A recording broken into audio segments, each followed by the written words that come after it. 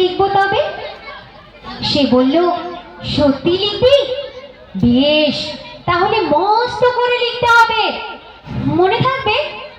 লিখে কিন্তু আমায় দিবি। আমি বললাম, তোমার জন্য লিখতে পারি এক পৃথিবী। লিখতে লিখতে লেখা যখন সবে মাত্র 2-4 পাতা, হঠাৎ তখন ভূত চাপলো আমার মাথায়। খুঁজতে খুঁজতে চলে গেলাম ছোটবেলার সেই মেঘের মাঠে। গিয়ে দেখি চেনা মুখ তো একটিও নেই এ তল্লাটে। একজনকে মনে হলো ওরই মধ্যে অন্যরকম। এগিয়ে গিয়ে বলি তাকেই, তুমি কি সেই মেঘবালিকা? তুমি কি সেই? সে বলেছে, মনে তো নেই, আমার সব মনে তো নেই। আমি বললাম, তুমি আমায় লেখার কথা বলেছিলে। সে বলল, সঙ্গে আছে, ভাসিয়ে দাও গায়ের ছেলে। আর হ্যাঁ শোনো, এখন আমি মেঘ নই আর, সবাই এখন বৃষ্টি বলে ডাকে আমায়। সবাই এখন বৃষ্টি বলে ডাকে আমায়। এমন সময় অন্য একটা বৃষ্টি আমায় চিনতে পেরে বলল, তাতে মন খারাপের কি হয়েছে? যাও, ফিরে যাও, লেখো আবার।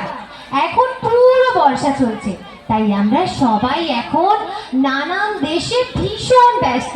তুমিও যাও, মন দাও গে তোমার কাজে। পৃথিবী লিখবো বলে এক পৃথিবী লিখবো আমি, এক পৃথিবী লিখবো বলে ঘর ছেড়ে সেই বেরিয়ে গেলাম গহন বনে। সঙ্গে শুধু কাগজ কলম, একাই থাকবো, একাই দুটো ফুটিয়ে খাবো। ধুলো বালি যখন যারা আসবে মনে, তাদের লিখবো, লিখেই যাব। এক পৃথিবীর 100 রকম স্বপ্ন দেখার সাধ্য থাকবে যে রূপকথা।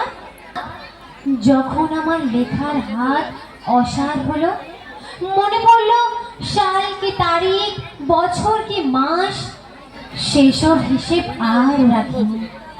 লেখার দিকে তাকিয়ে দেখি এক পৃথিবী লিখবো বলে একটা খাতাও শেষ করিনি। সঙ্গে সঙ্গে ঝমঝমিয়ে বৃষ্টি এলো খাতার উপর, আজীবনের লেখার উপর। বৃষ্টি এলো এই অরণ্যে, বাইরে তখন গাছের নিচে নাচছে ময়ূর আনন্দিত। এ গাছ ও গাছ, উড়ছে পাখি, বলছে পাখি, এই অরণ্যে কবির জন্য আমরা থাকি।